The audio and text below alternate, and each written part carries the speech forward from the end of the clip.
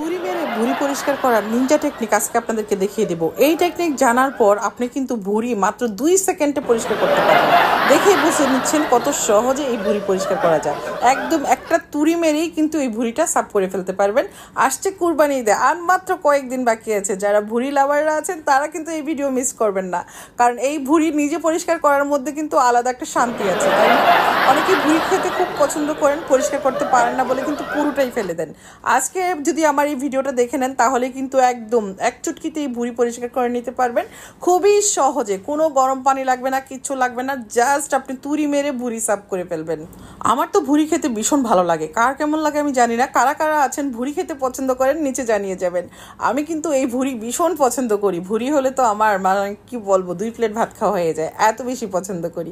আর দেখে হয়তো বুঝতে পারছেন আমার পছন্দের জিনিসটা আমি কত সুন্দর।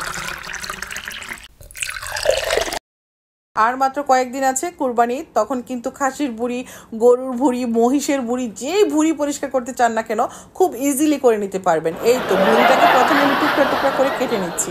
একসাথে পুরো ভুঁড়ি আস্ত তো পরিষ্কার করতে গেলে একটু গ্যাদারিং হয়ে যাবে, পরিষ্কার হবে বাট একটু ঝামেলা হবে, তাই টুকরা টুকরা করে কেটে নিলাম। আর একটা হাঁড়িতে আমি বেশ অনেকটা পানি নিলাম, আর তার মধ্যে কয়েক ফালি লেবুর মানে স্লাইস করে কেটে দিয়ে দিলাম। এখন আমি ভুঁড়ির টুকরাগুলো দিয়ে দিচ্ছি, আর দেওয়ার পর যেটা আমি এখানে অ্যাড করব সেটা দেখার জন্য সবাই রেডি তো? খুব সহজে কিভাবে ভুঁড়িটা পরিষ্কার করবেন সেইটাই এখন দেখিয়ে দেব। তার আগে যেটা লাগবে, আমার লাগবে এখানে লেবুর রস, আর লেবুর রস লাগবে আমার প্রায় 2টা লেবুর স্লাইস করা। রসটা দিলেই কিন্তু হয়ে যাচ্ছে। এই লেবুর রসটা কেন দিচ্ছি একটু পরেই বলতেছি। ভুঁড়ির মধ্যে থেকে কিন্তু একটা গোবর গোবর স্মেল আসে, যেটা পরিষ্কার করার সময় অনেকে এটা সহ্য করতে পারেন না, তাই কিন্তু লেবুর রসটা এখানে অ্যাড করবেন।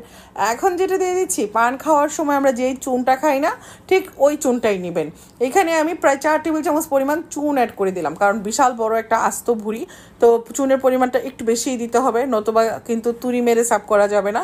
তো এই তুড়ি মেরে সাফ করার জন্য আমি এটাকে 5 মিনিট এই চুনের পানিতে ভিজিয়ে রাখবো। 5 মিনিট পর ফিরে এলাম, আর এখন লেবুগুলোও কিন্তু ভুঁড়ির মতো সুন্দরভাবে স্মেল ছড়াচ্ছে। আর এই তো আমার পুরো বাসা জুড়ে এখন ভুঁড়ির একটা সুন্দর স্মেল, যেটা আমার বাসার কেউ পছন্দ করতেছে না, বাট আমি কিন্তু খুব পছন্দ করতেছি, কারণ ভুঁড়ি আমার ভীষণ পছন্দ। যেই যাই বলুক আমি কিন্তু এটা ক্লিন করব নিজ হাতে, এটাই আমার মানে কুরবানি ঈদের প্রধান কাজ থাকে। তো যাই হোক, এটা করার জন্য আমি সকাল থেকে প্রস্তুত নিয়ে রাখি কিভাবে আমি সার্ভ করব। যদি আমি কাজের খালাদেরকে দিতাম এটা, তাহলে কিন্তু তারা পুরোটাই ফেলে দিবে, তো সেই জন্য কিন্তু আমি এটা নিজেই ক্লিন করি। আর কত সহজে করে নিলাম এটা আপনারা দেখেই বুঝতে পারছেন। মাত্র 2 সেকেন্ডও সময় লাগে না, দেখেন মাত্র আপনি ঘড়ি ধরে এটা পরিষ্কার করতে 2 সেকেন্ড সময় লাগতেছে না। তো এই 2 সেকেন্ডের মধ্যে যদি ভুঁড়িটা সাফ করে ফেলা যায়, তাহলে কেন শুধু শুধু আরেকজনকে বদার করব। আমি কিন্তু 2 সেকেন্ডের মধ্যে আমার ভুঁড়িটা সুন্দর করে ক্লিন করে ফেলেছি। আর এইভাবে করেই কিন্তু আপনারা কুরবানি ঈদে করতে পারবেন যারা ভুঁড়ি খেতে পছন্দ করেন।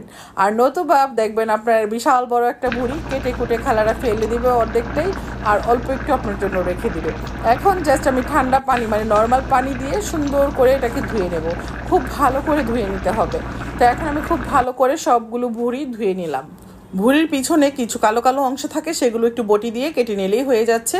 এখন একটা হাঁড়িতে দিয়ে দিচ্ছি সামান্য লবণ আর সামান্য হলুদ, আর আমি এখানে দিয়ে দিলাম একটু সামান্য মরিচের গুঁড়া। আর এখন আমি এখানে দিয়ে দিচ্ছি আমার কেটে ধুয়ে একদম পরিষ্কার করে রাখা ভুঁড়িগুলো।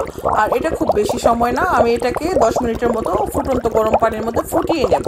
মানে গরম পানিটা যতক্ষণ না ফুটে উঠছে ততক্ষণ পর্যন্ত আমি এটাকে জাল করব। তারপর ঠান্ডা হওয়ার পর আমি কেটে নিচ্ছি। আর এখন আপনি কোন সাইজটাতে ভুঁড়িটা কাটবেন এটা আপনার পছন্দ মতো সাইজ দিয়ে কেটে নেবেন। তবে ভুঁড়ি খুব বেশি বড় বড় টুকরা করলে ভালো লাগে না, আর ভুঁড়িটা একটা স্ট্যান্ডার্ড সাইজে কাটতে হয়। আমি দেখিয়ে দিচ্ছি, এই সাইজে কেটে নিলে কিন্তু রান্নার পর এটার সুন্দর একটা সাইজে চলে আসে। আর যদি খুব বেশি ছোট করে ফেলি তাহলে কিন্তু রান্নার পর এটা আরও বেশি ছোট হয়ে যায়। আশা করছি আজকের ভুঁড়ি পরিষ্কার করার রেসিপি আপনাদের ভালো লেগেছে। যদি ভালো লেগে থাকে প্লিজ ভিডিওটা বেশি বেশি করে শেয়ার করতে কেউ ভুলবেন না। আপনাদের একটা শেয়ার আমার জন্য অনেক বেশি উপকারী। তো সবাই এভাবে করে কুরবানি ঈদে ভুঁড়িটাকে ক্লিন করে নেবেন আশা করছি। সবাই ভালো থাকবেন, আজকের মতো বিদায়। ইনশাআল্লাহ আবার নতুন কোনো ভিডিওতে দেখা হবে। আল্লাহ হাফিজ, আসসালামু আলাইকুম।